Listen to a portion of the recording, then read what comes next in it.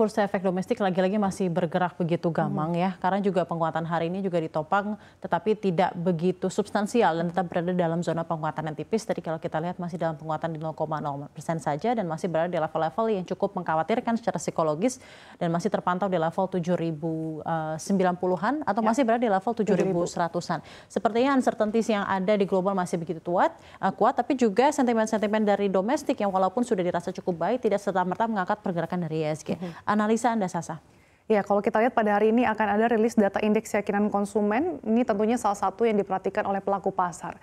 Di mana konsensus pasar mengindikasikan bahwa IKK Indonesia pada bulan lalu ini cenderung mengalami penurunan kecil yang diproyeksikan turun menjadi 123,1 dari angka sebelumnya yang berada di 123,8 pada bulan Maret.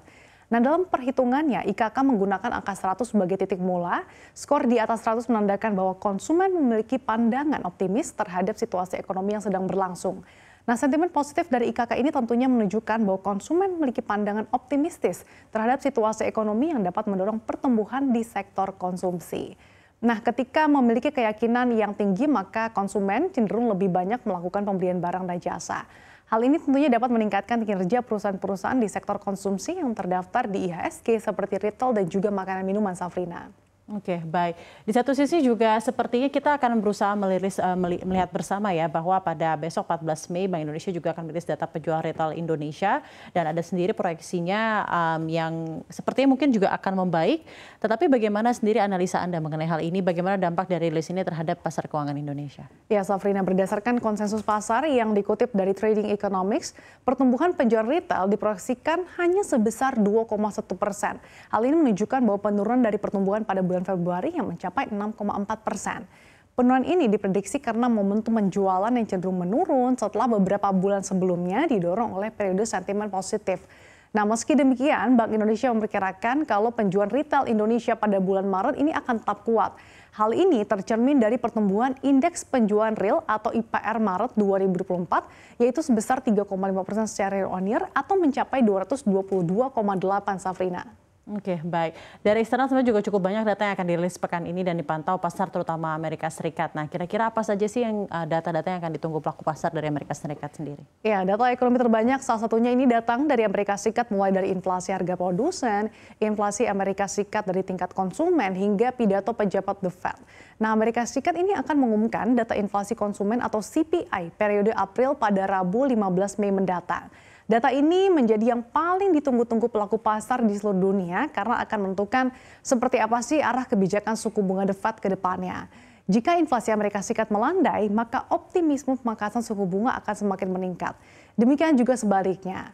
Nah, sebelum data inflasi keluar, pada esok hari 14 Mei Safrina, Amerika Serikat bakal merilis terlebih dahulu data inflasi produsen atau PPI.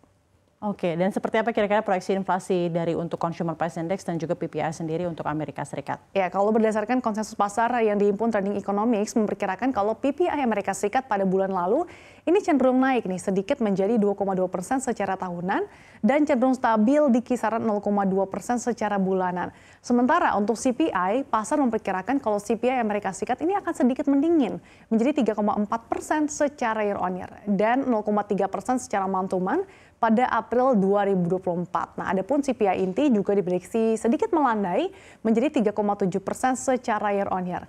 Nah, sebagai catatan inflasi Amerika Serikat pada Maret lalu ini melonjak ya menjadi 3,5% secara year on year, Safrina. Oke, baik.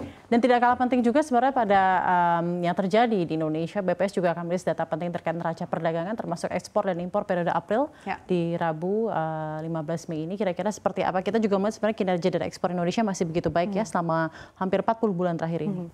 Ya, Safrina, baik ekspor dan juga impor Indonesia ini diprediksi akan menurun drastis pada April 2024.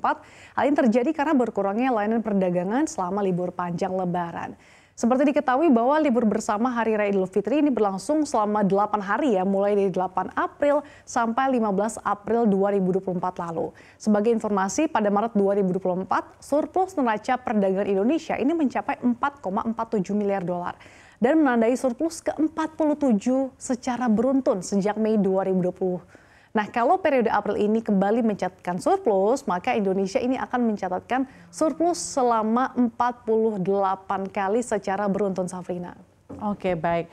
Terima kasih banyak atas analisa Anda di Market Focus hari ini, Sasa, dan juga kita harapkan bersama, walaupun ada begitu banyak ketidakpastian di global, tapi sentimen-sentimen domestik seperti tetap dapat bisa membawa IHSG tetap berada di zona-zona support dan resisten yang masih diharapkan oleh pelaku pasar. Tapi lagi-lagi apa yang bisa memberikan penguatan luar biasa untuk IHSG adalah apa yang terjadi gitu ya di pasar keuangan dunia, yaitu melalui penurunan suku bunga dan emerging markets yang bisa terjaga dengan baik gitu. Kita harapkan bersama ini akan terjadi dan sampai akhir 2024 ini bursa efek domestik akan berjalan dan juga memiliki kekuatan yang baik ya ke depannya.